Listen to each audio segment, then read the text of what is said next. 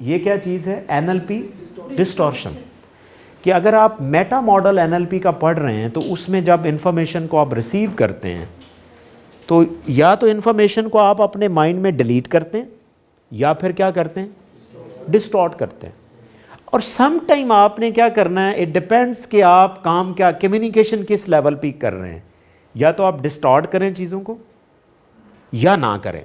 ये आपका एम पे डिपेंड करेगा कि आपको डिस्टॉर्ट करना बनता है या नहीं बनता। ये मेरा ख्याल है आप फील कर लेंगे जैसे हम इसकी लर्निंग करते हैं। तो एनएलपी डिस्टॉर्शन होता क्या है कि एनएलपी जो डिस्टॉर्शन है occurs when something is mistaken for that which is not actually.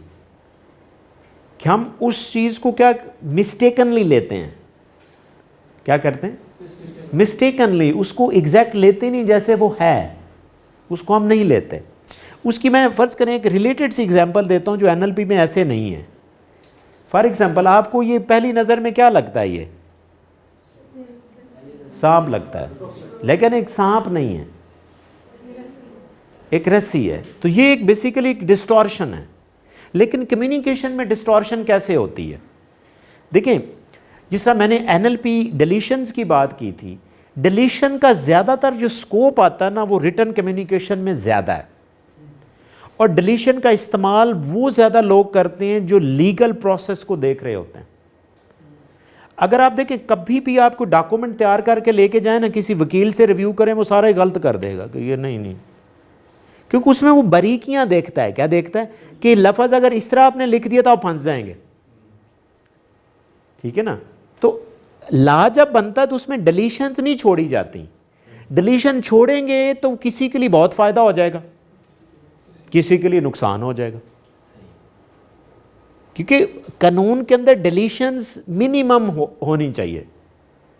क्योंकि अगर डिलीशन होगी ना तो वो एक जेनेरिक सा प्रिंसिपल बन जाएगा, जज जिसको फेवर देना चाहे दे सकता। जज जिसको फेवर देना चाहे, फर्ज करिए इसी कानून को जज भी कह सकता था कि भाई ये कानून तो देखें, कानून पार्लियामेंट पास करती है, जज उसके ऊपर डिसीजन देता है कि ये कानून हमारे कंट्री का बना हुआ है, अगर कोई इतना क्रिमिनल है तो उसको ये सज़ा मिलेगी। अब फ़र्ज़ करें वही अगर लाइन लिखी हो तो जज खुद भी कह सकता है कि इसको हैंग कर दें, बस क्या कर दें? हैंग कर। वो खुद भी कह सकता था कि इसको हैंग कर दे, और उसने कहा। हो सकता है जज अंदर से यही फील कर रहा हो कि हो सकता है अगर वकील को ख्याल आ जाए तो ये वापस भी आ सकता है कि ये सिर्फ हैंग कर दिया, दैट्स ऑल। तो सम टाइम क्या करते हैं कि कम्युनिकेशन में आप डेलिब्रेटली डिस्टॉर्शन पैदा करते हैं। क्या पैदा करते हैं? अब ये वाला डिस्टॉर्शन वाला जो कॉन्सेप्ट है ना, ज़्यादातर पॉलिटिकल कम्युनिकेशन में इस्तेमाल होता है। किस में इस्तेमाल होता है? फ़र्ज़ करें आप एक पॉलिटिशियन हैं, आप कोई एक चीज़ डिस्टॉर्ट करें जो सही हकीकत में इंफॉर्मेशन है, इसको थोड़ा सा टिल्ट करके बताएं, मीडिया पे आएगी। कहाँ पे आएगी? आप अगर वो काम करना चाहते हैं ना तो आपको एक रिस्पॉन्स मिलेगा कि मुझे करना चाहिए या नहीं करना चाहिए। मैं इसका यूजफुलनेस डिस्टॉर्शन की बता रहा हूँ कि अब डिस्टॉर्शन कैसे इस्तेमाल हो रही हैं। क्या हो रही हैं? आपने एक थोड़े दिन पहले न्यूज़ सुनी होगी कि सानिया मिर्ज़ा की और मलक की डाइवोर्स हो गई। ये डिस्टॉर्शन थी, because they were coming up with a show, television show. अब उनको पहले थोड़ी सी एक मीडिया हाइप चाहिए थी। They distorted a certain information and they put it on the social media, और लोग उनको देखना शुरू हो गए, साथ ही उनका एक शो अनाउंस हो गया।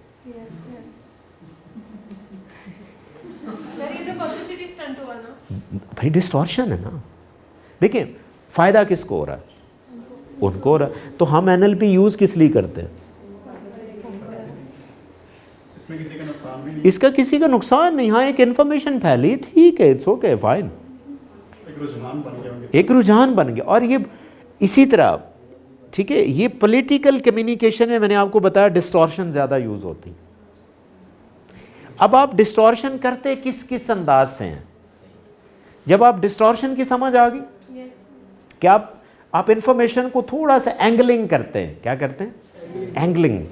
इसको एंगलिंग का लफ्ज़ भी यूज़ करते हैं कि एंगल थोड़ा सा चेंज कर दें, ठीक है, तो उसके ऊपर रिस्पॉन्स देखें, what is coming on that, ठीक है। तो इसी तरह जो डिस्टॉर्शन है वो कई तरीक़ों से हो सकता है। जिस तरह एक डिस्टॉर्शन है नॉमिनलाइजेशन। क्या है? नॉमिनलाइजेशन एक डिस्टॉर्शन की टाइप है। उसके बाद काज एंड इफेक्ट है। क्या है? काज एंड इफेक्ट है। और यहां पे माइंड रीडिंग भी एक किस्म की डिस्टॉर्शन है। क्या है? डिस्टॉर्शन है, माइंड रीडिंग, इसको हम एक्सप्लेन करते हैं। फिर एक डिस्टॉर्शन होती है जिसे हम कॉम्प्लेक्स इक्विवेलेंस कहते हैं। क्या कहते हैं? समटाइम हम कॉम्प्लेक्स इक्विवेलेंस करते हुए डिस्टॉर्ट फील करते हैं, क्योंकि वो चीज़ डिस्टॉर्ट हो जाती। पॉइंट के लिए आगे जाके एक्सप्लेन करता हूँ, परेशान नहीं हो। एक चीज़ होती जिसे हम लॉस परफॉर्मेटिव कहते हैं। क्या कहते हैं? यानी कि जो डिस्टॉर्शन है ये 5 तरह से हो सकती है। इस तरह जो पहली डिस्टॉर्शन है वो क्या है? नॉमिनलाइजेशन है। यानी कि ये एक ऐसा प्रोसेस है जिसमें हम किसी एडजेक्टिव को इस्तेमाल करते हैं नाउन की जगह या वर्ब की जगह।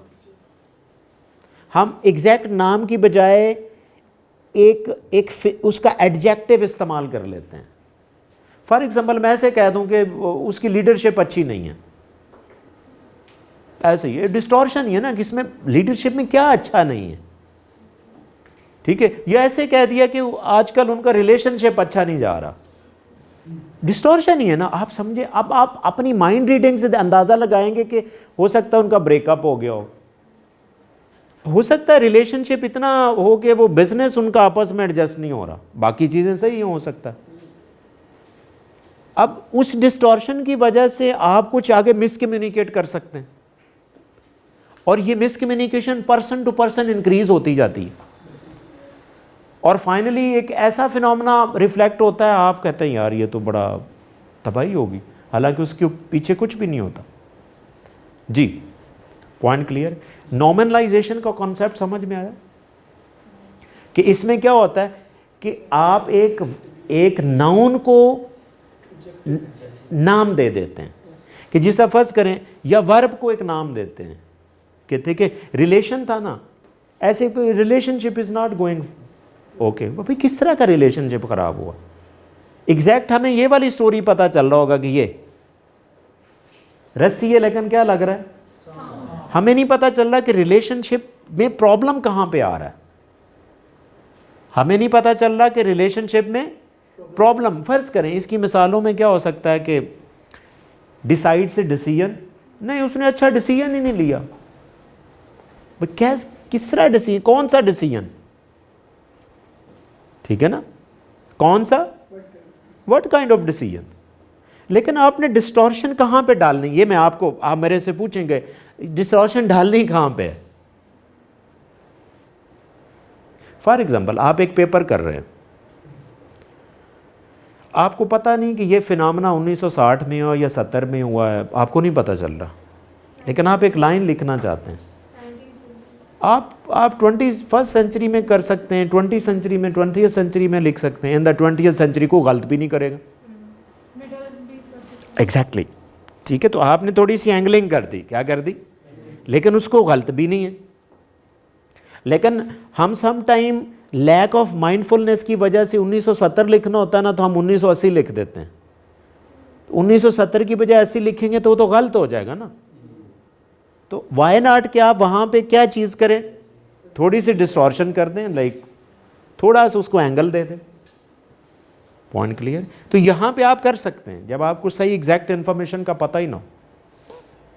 जी, सो इसी तरह कि फॉर एग्जांपल कोई स्टेटमेंट, नॉमिनलाइजेशन में स्टेटमेंट ऐसे होती है कि like there is frustration in the room. Like आप अंदर गए, बाहर जाके आपने बॉस को बताया कि अंदर तो फ्रस्ट्रेशन ही बहुत है। तो बॉस ने पूछा यार कौन फ्रस्ट्रेट कर रहा है, क्या लाइक पता ही नहीं है, इजंट इट?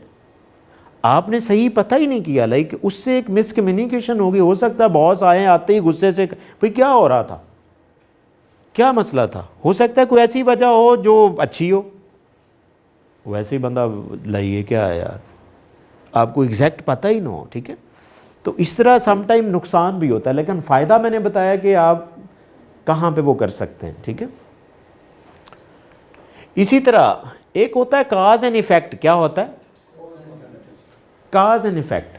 समटाइम ये ऐसी कम्युनिकेशन होती है जिसमें इफ एंड देन का इस्तेमाल होता है। क्या होता है?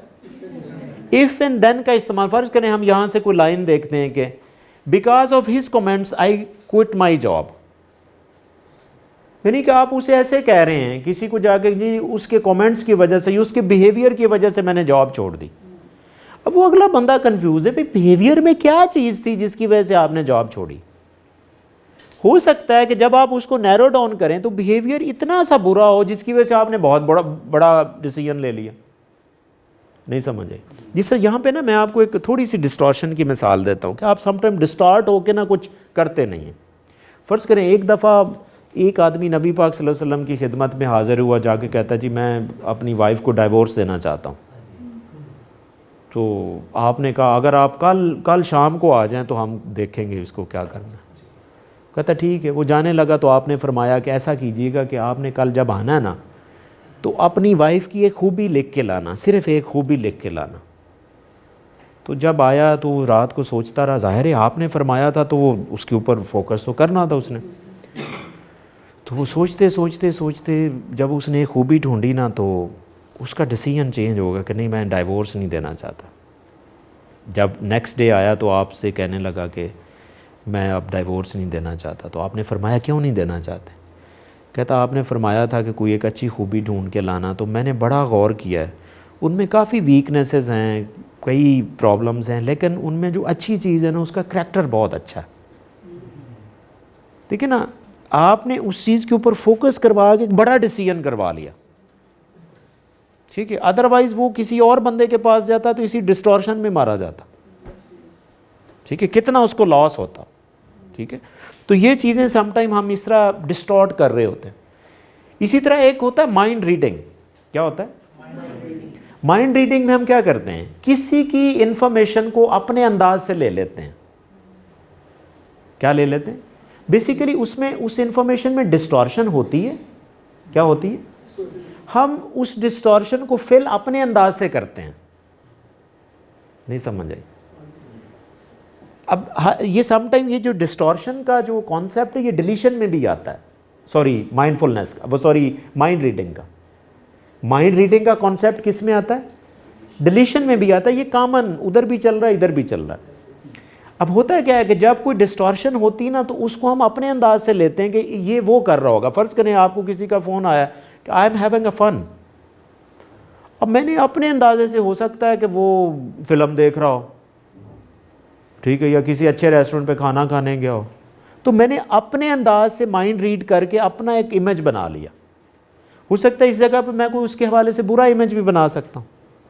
तो मैंने एक दफ़ा जब इमेज बनाया कि ये कोई फ़र्ज़ करें बुरा काम कर रहा है, जब वो दूसरी दफ़ा कहेगा I am having a fun, तो आपका वो पहले वाला इमेज ज़्यादा स्ट्रॉन्ग हो जाएगा। तीसरी चौथी दफ़ा आप यही समझेंगे ये तो है ही बुरा, है ही बुरा। आप उस डिस्टॉर्शन की वजह से आपका उस बंदे के मुताबिक माइंड ही चेंज हो गया, हालांकि ऐसी कोई बात ही नहीं होती। अक्सर आपके साथ कभी हुआ होगा कि फ़र्ज़ करें आपको अपनी कोई सहेली या आपको फ्रेंड आपको फीड करता है किसी और फ्रेंड के बारे में, आहिस्ता आहिस्ता आप उसको माइंड रीड करते रहते हैं कि यार हाँ ये ऐसे होगा। वो आपसे आके कहता है ये बहुत बुरा है, ये डिस्टॉर्शन है। वो आपसे क्या कह रहा है, यार वो बहुत बुरा आदमी है। आपने कभी मेटा मॉडल इस्तेमाल नहीं किया। आप अगर उसे कहें कि यार वो किस अंदाज से बुरा है, हो सकता है जो वो काम कर रहा वो आपके मुताबिक अच्छा हो या सोसाइटी के लिहाज से अच्छा, सिर्फ उसके मुताबिक बुरा हो। फ़र्ज़ करें वो आके कहता है कि जी वो बहुत बुरा, आप पूछते हैं भाई क्यों बुरा है? कहता यार वो पैसा ही बहुत खर्च करता। वो कहाँ बहुत ज़्यादा खर्च करता? वो कहता ऐसे ही लोगों को दे दो देता। अब मेरे लिए तो यह अच्छा काम है। लेकिन आप मेटा मॉडल इस्तेमाल अगर ना किया आपने, वो बार बार आपको कहता रहा और आपका माइंड क्या हो जाएगा उसके बारे में? नेगेटिव। हो सकता है कि वो एक बहुत अच्छा इंसान हो और आपका हमेशा के लिए एक रिश्ता ख़त्म हो जाए। और आपको पता है कि अगर आपको एक अच्छा दोस्त ख़त्म करते हैं या आपसे चला जाता तो उसका कितना नुकसान है, यू नो। ये शायद आपको कुछ स्पिरिचुअल हीलर या कोई जो आप कह लें कि फिलासफर ही आपको बताया कि एक अच्छा फ्रेंड कैसा क्या होता है। ड्यू टू सम मिसअंडरस्टैंडिंग्स की वजह से भी कभी कभार ऐसा हो जाता है कि एक इंसान जो हमारी ज़िंदगी में इतना इंपॉर्टेंट होता है वो दूर हो जाता है। बेटा ये मिसअंडरस्टैंडिंग की बात करो। देखें मिसअंडरस्टैंडिंग आप करते हैं ना, आप क्या करते हैं कि माइंड रीड कर लेते हैं कि ये ऐसा बंदा है, हालांकि वो ऐसा नहीं होता। तो मिसअंडरस्टैंडिंग इंग्लिश का लफ्ज़ है, उसकी जगह हम यहाँ पे क्या लफ्ज़ इस्तेमाल कर रहे हैं, माइंड रीडिंग, कि आपने अपने हिसाब से लगा लिया कि वो ऐसा बंदा है, हालांकि आप उसके ऊपर बैक एंड पे मेटा मॉडल अप्लाई करें, वो क्यों बुरा है बताएं मुझे। हम नहीं पूछते, हम कह रहे हैं ठीक है, कह रहा है तो बुरा, ठीक है, किस वजह पे बुरा है। हो सकता है कोई इतनी छोटी सी वजह हो जो इग्नोरेबल हो, कोई ऐसी बात ना हो, लेकिन हम माइंड रीड कर ले। अच्छा, हो सकता है जिस चीज़ को आप बुरा, पहले आपका माइंड समझता है कि ये बुराई है, हो सकता है आप उसको भी वही समझ लें कि यार अगर ये बुरा है तो ये काम करता होगा, समझ रहे ना। तो बार बार सुनने से वो आपसे गया, ठीक है। तो इसको हम क्या कहते हैं, मिसअंडरस्टैंडिंग या हाँ। तो इसमें क्या होता है कि माइंड रीडिंग में हम क्या कर लेते हैं कि किस तरह की मिसअंडरस्टैंडिंग होती है कि जी आप मेरे से प्यार ही नहीं करते या मेरा ख्याल ही नहीं करते, ठीक है ना। ऐसे ही कि आप मेरा ख्याल ही भाई किस एरिया में मैं आपका ख्याल नहीं करता। आप उससे जब मेटा मॉडल इस्तेमाल करेंगे ना, आप उसकी चंकिंग करें, क्या करें। अच्छा मुझे बताएं, फ़र्ज़ करें बच्चे मेरे पास कोई ऐसे सेशन के लिए आते हैं, जी मेरे पेरेंट्स मेरा ख्याल नहीं करते। मैंने कहा आप कौन सी यूनिवर्सिटी में पढ़ रहे हैं, बड़ी महंगी यूनिवर्सिटी को उसने नाम लिया। मैंने कहा फ़ीस कौन देता है, कहता वो तो पेरेंट्स देते हैं। मैंने कहा आपकी बर्थडे सेलिब्रेट करते हैं, जी करते हैं। कहीं छुट्टियों में बाहर लेके जाते हैं, जी जाते हैं। मैंने कहा ये तो बड़ा अच्छा काम कर रहे हैं आपके पेरेंट्स। कहता नहीं वो बस वो अच्छी तरह मिलते नहीं, जिस तरह दूसरे बच्चों के फादर जो है ना उनको गले लगा लेते हैं। अब देखिए सारी चीज़ जो थी वो सिर्फ अब गले पे आ गई कि उन्होंने गले नहीं लगाया। अब वहाँ पे मैंने काउंसल कैसे किया, मैंने कहा देखिए हमारे कल्चर में ना बड़ा डिफरेंस है, ठीक है। इसका मतलब ये नहीं कि हमारा एक कल्चर है कि जो फादर फिगर होते हैं ना वो बच्चों को ज़्यादा प्यार नहीं करते फिज़िकली, यानी कि ऐसे अच्छी तरह हग कर लिया या मजाक कर लिया, ये हमारा कल्चर है स्पेशली पंजाब का। और हम ऐसे नहीं, इवन बच्चियों को नहीं, अब फादर फिगर बच्चियों को ऐसे नहीं करते, ठीक है ना। तो इसका मतलब मैंने कहा कि ये कल्चरल इशू है और ये एक रिस्पेक्ट है कि फ़ादर आपके करीब नहीं बैठेगा, ठीक है। बच्ची है तो फादर उसके करीब नहीं बैठता। इवन फादर अब हम बच्चियों से बात नहीं करते, इतनी गैप रखते हैं, वो थ्रू वाइफ उनसे कोई बात करवाते हैं। मैंने कहा ये तो बड़ा हमारा एक रिस्पेक्ट का दायरा है। जब उसको समझ आई ना तो फिर उसने एहसास किया कि यार क्या बात है, मेरे पेरेंट्स कितने अच्छे। तो आप देखिए मेटा मॉडल इस्तेमाल करते हो आप, वो कह क्या रहा था कि मेरा ख्याल नहीं करते पेरेंट्स। मैंने आहिस्ता आहिस्ता इस एरिया में करते हैं, ये करते हैं, वो बात ख़त्म हो, इसमें भी करते हैं, करते हैं, इसमें भी करते हैं, करते हैं, बाकी बात कहाँ पे रहेगी, वो गले नहीं लगाते जी मुझे। मैं फिर उसके ऊपर मैंने फिर काउंसल किया। तो फिर इस तरह इतनी चीज़ को मैनेज करना आसान हो जाता है, क्योंकि वो क्या कर रहा था, वो माइंड रीड कर रहा था कि शायद मेरे से ऐसे ही है, ठीक है। तो आप इसको मेटा मॉडल के ज़रिए आप कर सकते हैं। फिर एक डिस्टॉर्शन का कॉन्सेप्ट होता है कॉम्प्लेक्स इक्विवेलेंस, यानी कि हम दो डिफरेंट बातों का आपस में कंपैरिजन करते हैं। किसका, फ़र्ज़ करें इसमें ऐसे होता है कि आपका कोई कोलीग आके बैठा है तो चुप करके आके बैठ गया है, तो आप ये समझते हैं कि वो चुप है, शायद मेरे से नाराज़ है।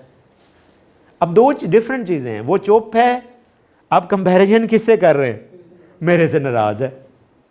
अब ज़रूरी नहीं है यार, इसको मेटा मॉडल अप्लाई करें, उससे जाके पूछ लें कि भाई क्यों चुप हैं आप, पॉइंट क्लियर, क्यों चुप हैं। आप मेटा मॉडल इस्तेमाल करें, आप उसको लेके जाएं ख़ास पॉकेट में। हो सकता है छोटी सी बात हो सकता मान भी लेते हैं कि वो आपसे नाराज़ हो, लेकिन नाराज़गी कितनी सी बात से हो कि आपने मुझे बर्थडे पे विश नहीं किया, वही कर दें, सॉरी कर लें, बात ख़त्म, ठीक है। लेकिन उस चीज़ को आगे चलते जाएंगे तो वो चीज़ बड़ी होती जाएगी, कॉम्प्लेक्स होती जाएगी, पॉइंट क्लियर। तो इसको हम क्या कहते हैं, कॉम्प्लेक्स इक्विवेलेंस कहते हैं, कि हम दो डिफरेंट एक्सपीरियंसेस को क्या करते हैं, कंपेयर करते हैं, ठीक है ना। Like he didn't smile at me, क्योंकि वो मुझे नफरत करता है, ही हेट्स मी। जनरलाइज नहीं, अभी जनरलाइज नहीं है, ये अब कंपैरिजन कर रहे हैं, जनरलाइज अभी आपको बताता हूँ, ठीक है।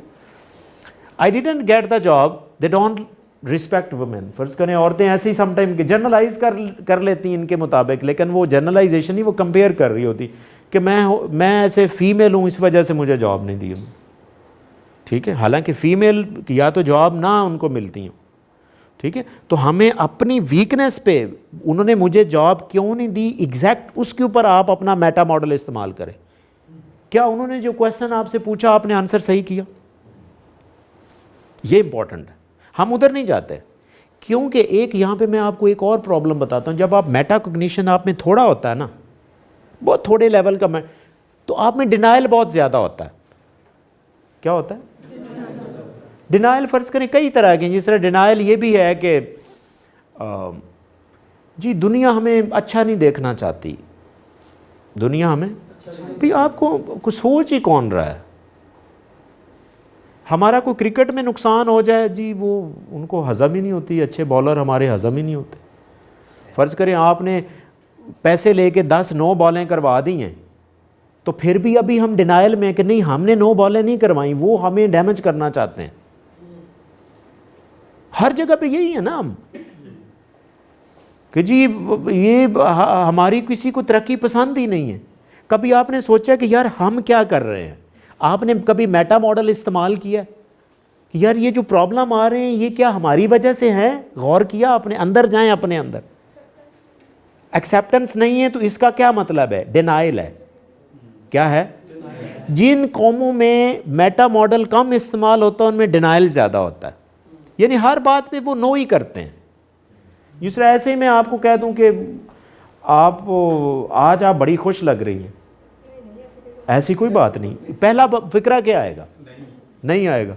फ़र्ज़ करें मैं ऐसे ही कह देता हूं कि आप बड़ी सैड लग रही हैं, तो आगे नहीं ऐसी कोई बात नहीं। पहला हमारा आंसर क्या होता है? डिनाइल है, ठीक है। आप ये भी अच्छा क्यों, मैं कैसे, क्या खैरियत, क्या लग रहा है? अच्छा मैं सैड लग रही हूँ, ऐसा नहीं, कभी एक्सप्लेनेशन नहीं मांगी जाएगी। नहीं ऐसी तो कोई बात नहीं, ठीक है। शुरू से हमारा ये, हम अभी तक डिनाइल में जा रहे हैं, हमें वो तंग कर रहा है, हम ऐसे, हमने अपने ऊपर कभी फोकस नहीं किया, ठीक है। हमने हमेशा यही सुनते आ रहे हैं, 1975 से यही सुनते आ रहे हैं ना कि हम जिंदा कौम हैं, ऐसे ही है। वो अमरीकी साजिश भी है, वही अपना काम कर लो, अमरीका पीछे रह जाएगा, कोई मसला नहीं, ठीक है जी। तो कम्प्लेक्स इक्विवेलेंस क्या है कि आप दो डिफरेंट एक्सपीरियंसेस को कंपेयर करने की कोशिश करते हैं, ठीक है। ही इज साइलेंट, वो खामोश है, he doesn't like what I have done, ठीक है। यानी कि आप कि वो मैंने जो काम किया है वो इसीलिए खामोश है कि उसे पसंद नहीं।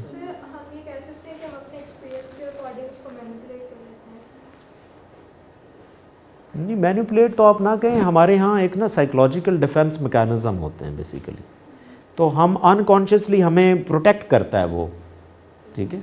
हमें क्या करता है बॉडी, हमें प्रोटेक्ट, जी डिनाइल भी उसी तरह की एक साइन है, ठीक है। लेकिन जब आप मेटा मॉडल को एक्सरसाइज करेंगे तो आप में डिनाइल नहीं रहेगा, ठीक है। या बनी बनाई बात हमने फ़र्ज़ करें, आप कभी किसी के घर मेहमान गए हों, फ़र्ज़ करें एक खाना ऐसा पकाओ जो आपको अच्छा ना लगा हो, कभी आपने कहा कि नहीं अच्छा नहीं था? नहीं कहते, ऐसे ही नहीं कहते। आप किसी गोरे को बुला के कहें ना आप उसे को खाना सर्व करें, उसको अच्छा नहीं लगा, वो कहेगा कि नहीं सॉरी मैं आई डिडंट लाइक दिस, ठीक है, वो सीधा कहता है। नहीं देखें, अगर आप एक हकीकत में चीज़ बता देंगे तो इसमें मेरा ख्याल है कोई मत, हमें कुछ आदत भी डालनी चाहिए आहिस्ता आहिस्ता। ये नहीं कि हम सारी ज़िंदगी ऐसे सोए रहें, एक ख्याल ही करते रहें, कुछ हम इम्प्रूव भी कर सकते हैं, ठीक है ना। ऐसे नहीं कि हम किसी के ख्याल में बस वो स्लीपिंग मोड में ही चलते रहें, ठीक है ना।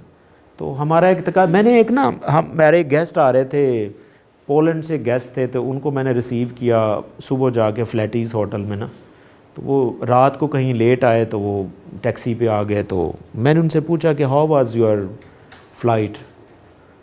उसने कहा no it was really boring, long travel and so मैंने कहा how was your stay at फ्लैटी? Yeah so did you like the breakfast? No, not really.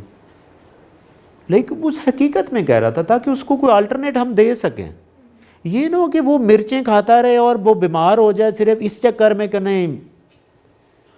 हम तो ऐसे ही करते हैं ना, घर आके हम उसी को ही उसका ऑपरेशन कर रहे होते हैं। बल्कि घर क्या है, उनके मेहमान मेज़बानी वाले घर से निकले हैं ना, जैसे ही गाड़ी में बैठे शुरू हो जाते हैं। अच्छा भिंडी इंज बनाई थी, दसो यार, ठीक है ना, जिमें ना बनाई। वहाँ पे आपने 2 प्लेटें खा ली हैं, अभी आप घर से निकले ही हैं तो साथ ही शुरू हो गए, ठीक है ना। यार इन्होंने तो समझ जाना चाहिए कि कुकिंग भी हुण तो रेसिपी सारियां मिल जांदियां ने यूट्यूब तो, हुण भी की कर देने हैं। हाँ ठीक, तो आप एक तरीके से फीडबैक भी दे सकते हैं। अच्छा ये मैंने नहीं खाई, ये मिर्चें हैं थोड़ी सी ज़्यादा, मैं ज़रा ये ले लेता, ठीक है, तो कोई ऐसा इशू नहीं, ताकि हम में ये रेजिलियंस भी आए। हम ज़्यादा, आप एक अच्छे इखलाक के दायरे में भी एक बता सकते नहीं, वो मुझे ज़रा स्पाइसी ज़्यादा पसंद नहीं, मैं ज़रा ये ले लेता हूँ, ठीक है जी। तो एक और चीज़ होती है जिसमें हम क्या कहते हैं, जो डिस्टॉर्शन हम एक और तरीके से भी करते हैं जिसे हम लॉस परफॉर्मेटिव कहते हैं। क्या कहते हैं? इसमें ये होता है कि हमारी जो हम एक जजमेंट देते हैं किसी वैल्यू के ऊपर या ओपिनियन के ऊपर, वो उस जजमेंट को हम डिस्टॉर्ट करते हैं। फॉर एग्ज़ाम्पल होता क्या है कि जिसमें जो वैल्यू हम देते हैं ना, जो वैल्यू देने वाला उसकी इन्फॉर्मेशन नहीं होती, ठीक है, वो भी एक डिस्टॉर्शन है। फर्ज करें हम कहते हैं कि no one should question how powerful these NLP language pattern are, यानी कि फ़र्ज़ करें मैं आपको NLP पढ़ा रहा हूँ तो आपका भी एक हो सकता है कि NLP कैसे काम करती है। या अक्सर आपने देखा होगा कि competent authority has approved this job. अब कॉम्पिटिटिव अथॉरिटी कौन सी है पता ही नहीं हमें, कौन किसने कहा है, तो हम ये डिस्टॉर्ट कर देते हैं। समटाइम इस डिस्टॉर्शन का फ़ायदा भी होता है, समटाइम नुकसान भी होता है। तो हमें देखना होगा कि हमने कोई मेंशन करना चाहिए कि ये किसने अप्रूवल दी है, प्राइम मिनिस्टर ने दी है, ठीक है, चीफ मिनिस्टर ने दी है, या हम जेनेरिक हो सकता है लिखें तो असर कम हो उस इंफॉर्मेशन का, उस इंफॉर्मेशन का असर कम हो, या समटाइम हम छुपाना चाहते हैं हम जेनेरिक ही कह दें, ठीक है, फलां बंदे ने। हम जो नाउन है, जो इंफॉर्मेशन के पीछे एक नाउन होता है उसको हम मिस कर दें, उसको जनरलाइज कर दें। क्या कर दें? जनरलाइज कर, ताकि ये स्पेसिफिक तब छुपाया जाता है कि जब आपने कोई ऐसा सेंसिटिव काम करवाना हो जिसका रिएक्शन ज़्यादा आ सकता हो। फ़र्ज़ करें आपने कहा है कि जी ये रोड ब्लॉक्स हैं, तो आपने एक नोटिस निकाला है कि ये जी कॉम्पिटेंट अथॉरिटी हैज़ ऑर्डर्ड अस कि आप रोड खाली कर दें। अब वहाँ पे हम अवॉइड करें कि एक बंदे का नाम दें कि फ़लाँ बंदे ने कहा है कि रोड खाली कर दें, हो सकता है उसके ऊपर आके अटैक कर दें। तो आप सम टाइम ये इन्फॉर्मेशन जो है ना वो कहाँ पे आपने फ़िक्स करनी और कहाँ पे आपने जनरलाइज करनी, वो आपने इसका ख्याल करना। तो इसी तरह for example people are flexible these days, हम सम टाइम जो है ना लॉस परफॉर्मेटिव में ऐसे ही कह देते हैं यार आजकल डाइवोर्स बहुत हो गई है, मैंने आपसे सुना, जितना मैंने कहा आपने उससे ज़्यादा आगे कहा। आपने वो लाइक एक मुआशरे में ना एक बड़ा लाइक सुसाइड बहुत हो रहा है, ऐसे ही भाई कौन कह रहा है, किसने रिसर्च की है कि सुसाइडल रेट ज़्यादा हो गया? उससे क्या होता है, एक स्ट्रेस क्रिएट होगा, नुकसान होगा। जिसे फ़र्ज़ करें कि ऐसे ही कह दिया वो जी आजकल ना वो डॉक्टर कह रहे हैं कि ब्रायलर खाने से ये हो जाता है। अब वो इन्फो उसको हर बंदा छोड़ गया। अब पोल्ट्री वालों को कितना नुकसान, ये कई दफ़ा हो चुका है, ये कई दफ़ा हो चुका और होता कुछ भी नहीं पोल्ट्री को। ऐसी इंफॉर्मेशन को क्या किया, डिस्टॉर्ट करके फेंक दिया कि आपने उसका क्या किया कि लॉस परफॉर्मेटिव मिस कर दिया कि कौन कह रहा है, ठीक है ना। फिर ऐसे ही जी ये जो कोरोना वैक्सीन आई है, ये जो लगवा रहे हैं ये 2050 में मर जाएंगे, कौन कह रहा है? लेकिन कोई नाम नहीं है, किसी साइंटिस्ट ने कहा हो, किसी अलेक्जेंडर नामी बंदे ने कहा हो, लाइस पासर ने किसी ने कहा हो, नहीं, ऐसे ही एक बात से अगले, ये पर्सन टू पर्सन आगे जाती है, ठीक है ना, पर्सन टू पर्सन आगे ये ट्रैवल करती है, ठीक है। So often beliefs and opinion pass down from person to person, जैसे पर्सन टू पर्सन ये इन्फॉर्मेशन जाती है उनका इम्पैक्ट भी ज़्यादा होता है। तो इसका भी आपने, आप रुके, आप मेटा मॉडल इस्तेमाल करेंगे, यार ये किसने कहा है, अच्छा नहीं यार ये तो पता नहीं, बस आप समझ लें कि इसमें कोई मसला है, ठीक है ना। ये अक्सर इन्फॉर्मेशन टीवी पे आ रही होती हैं ऐसे, तो आप ज़रा गौर करेंगे ये किसने बात कही है। Point clear. या सम टाइम ना थोड़ी थोड़ी चीज़ों को इतना इतना एग्जैजरेट करके बताया जाता है कि जो ऐसे होती नहीं है। तो एग्जैजरेशन तब आती है जब वो पर्सन टू पर्सन ट्रैवल करती हैं, क्योंकि मैंने बात इतनी सुनी है तो मैं थोड़ी सी इतनी तो करूँगा, हो जाती, नहीं भी होगी तो अगला बंदा इतनी कर देगा। जब वो कोई 10-15 लोगों से पास ऑन होगा ना तो उसका इम्पैक्ट बहुत बड़ा हो चुका होगा। Point clear. तो जो तीसरी हमारी चीज़ है, जो एनएलपी का जो मेटा मॉडल का कंपोनेंट है, वो है जी एनएलपी जनरलाइजेशन। जनरलाइजेशन का नाम से जाहिर है कि हम चीज़ों को जनरलाइज कर दें, कहीं पे आप जनरलाइज कर दें, कहीं पे ना करें, ठीक है। फॉर एग्जांपल ये भी ज़्यादातर ये वाला जो मॉडल है ये पॉलिटिकल कम्युनिकेशन में यूज़ होता है। कहाँ पे यूज़ होता है? फ़र्ज़ करें ऐसे, आपने टॉक शो में सुना होगा ये जो हैंडलर है ना, क्या है, हैंडलर का लफ्ज़ आपने शायद सुना हो, पॉलिटिशियन यूज़ कर रहे हैं। अब वो सबको पता है कि हैंडलर कौन है, लेकिन किसी बंदे का नाम तो नहीं ना लिया, ठीक है। तो ये जनरलाइजेशन का कॉन्सेप्ट है कि आप समटाइम चीज़ें को जनरलाइज कर लें, आप सेफ रहते हैं। क्या रहते हैं? सेफ रहते हैं। तो न्यूट्रल्स कह दिया है, ठीक है, एस्टैब्लिशमेंट कह दिया, क्या कह दिया। तो ये क्या चीज़ें जनरलाइज कर दें आप, ताकि आपके पास एक सेफ एरिया बन जाता है। तो अब जनरलाइजेशन के अंदर ना दो चीज़ें होती, एक होते हैं यूनिवर्सल क्वांटिफायर्स। क्या होते हैं? यानी कि आप बात में ना एक ग्लोबल बात कर देते हैं। क्या बात करते हैं? मैंने आपको 1000 दफ़ा कहा है कि ये काम करें, अगर आगे वाला बंदा मेटा मॉडल यूज़ करता हुआ आपकी इंसल्ट कर सकता है, कहता है कितनी दफ़ा कहा है, कितनी दफ़ा कहा है, 1000। ऐसे हम ना एक यूनिवर्सल स्टेटमेंट दे देते हैं कि every time you do this, every time. अब देखिए यहाँ पे यूनिवर्सल आपने क्वांटिफायर तब इस्तेमाल करने जब आपने कोई अच्छा काम कर बताना हो। यानी कि आप ऐसे कह दें कि you are always humble to me, you are always humble to me, यानी कि जब भी आप मेरे से आप मिलते हैं तो आप बड़े हम्बल होते हैं। इस अंदाज में तो आप कह सकते हैं। यानी कि आप ऐसे कह सकते हैं यू ऑलवेज लाई, कभी तो आपने सच बोला होगा ना यार। आप ऐसे नहीं कह सकते, ऐसे आपने एहतियात करनी कि आपने यूनिवर्सल क्वांटिफायर कब इस्तेमाल करना है और कब अच्छे कामों के लिए आप इस्तेमाल करें, कि you are always humble, you are always helping me, ठीक है। लेकिन ऐसे तो नहीं कह सकते कि यू नेवर डिड दिस, मैंने आपको 40 दफ़ा कहा है, 1000 दफ़ा कहा है, नहीं। इससे हाँ, वो बंदा जो मेटा मॉडल आगे इस्तेमाल नहीं करता उसके लिए तो हम कह सकते हैं, उससे फ़र्क नहीं पड़ेगा, वो भी माइंड रीड करता है कि 40 दफ़ा का क्या मतलब है। हाँ, जो बंदा आप किसी गोरे को ऐसे कहेंगे ना कि I have instructed you 1000 times, वो कहेगा हाँ हाउ मैनी टाइम्स, बिकॉज वो मेटा मॉडल यूज़ करते हैं। तो उनके लिए आपने जनरलाइजेशन नहीं करनी। Point clear? तो उसके बाद एक होता है मॉडल ऑपरेटर्स ऑफ नेसेसिटी।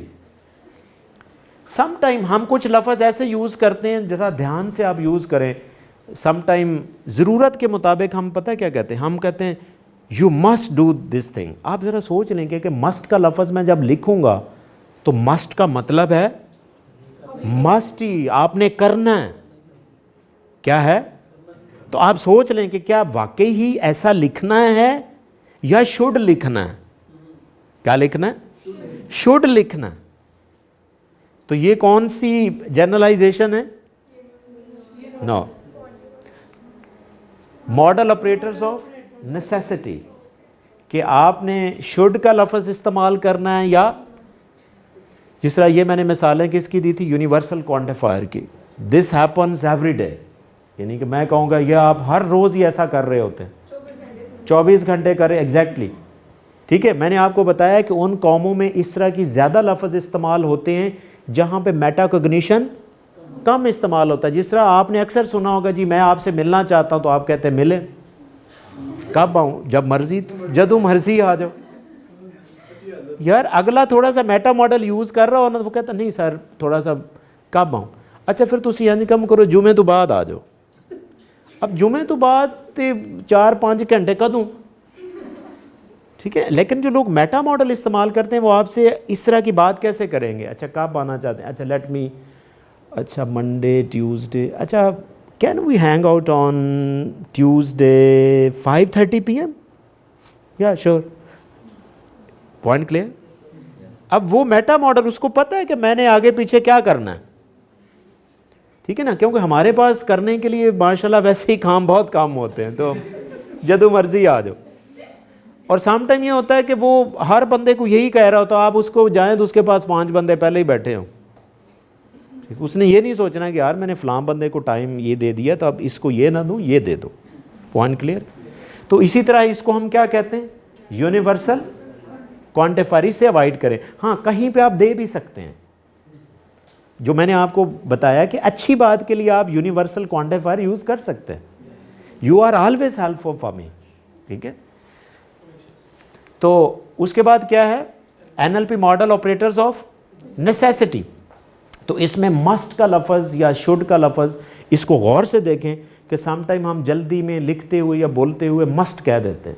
हालांकि मस्ट, देखिए बोलने में तो हो सकता है कि आपकी बॉडी लैंग्वेज में मस्ट ना लग रहा हो, चेहरे से आपका शुड ही लग रहा हो, लेकिन जब आप लिख के किसी को भेजें तो वो अगला बंदा तो मस्ट ही समझेगा ना, अगला बंदा मस्ट ही समझेगा, तो ये प्रॉब्लम हो सकता है।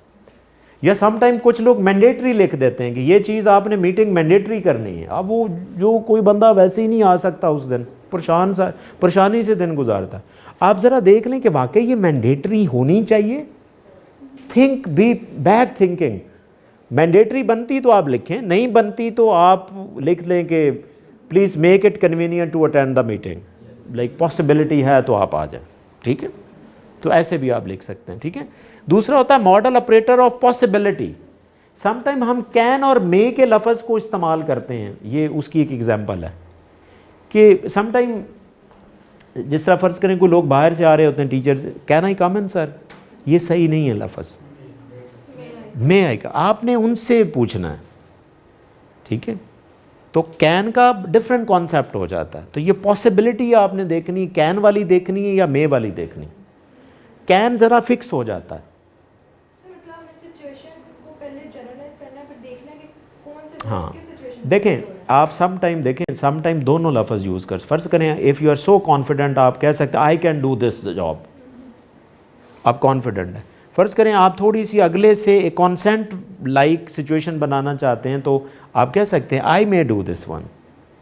जब आप आई मे कहते हैं तो फिर उसकी जो परमिशन है वो चाहिए होती है कि हाँ ठीक है आप कर लें, ठीक है।